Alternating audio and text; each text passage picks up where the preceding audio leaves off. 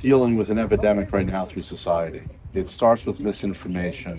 It goes from there to try to create people's false narrative that then creates actions based on propaganda. And that's generated a tremendous amount of hate in this world right now.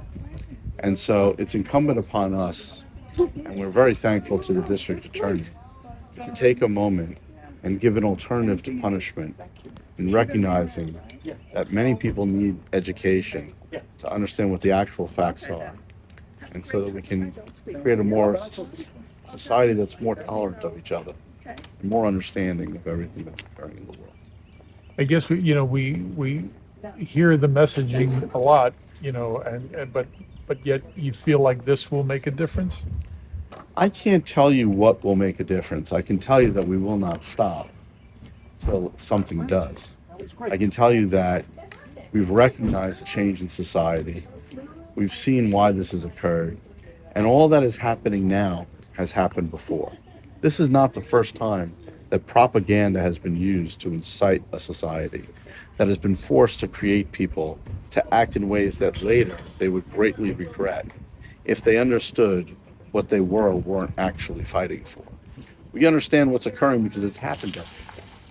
And we're in the best position to share that so that they know that the world isn't as they may perceive it. And we want them to understand that this can be a beautiful place for us to all live, and it is. We're here to maintain that. Do you think young people, who are often behind a lot of the graffiti or whatever is used in these incidents, that they just don't understand the symbolism, what they're saying, the ramifications of what they're doing? I think whenever someone does something of hate, usually it's based on a false narrative, you know.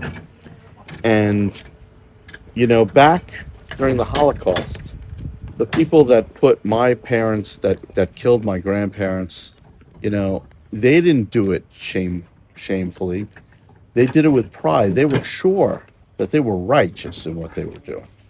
And the people today that are doing the most hateful things in our society, they feel like they're righteous. They just don't understand what they're doing, what it actually means in a lot of cases. And we're very familiar with that. And we just want to tell them the truth of what's going on around them, so that they can reconsider those actions. What's the story of your grandparents? I'm the child of two survivors. My mother was from a small shtetl called Sevinia, Poland. Her father and oldest brother were murdered the first day Hitler came. They dug their own shallow graves, a mass grave.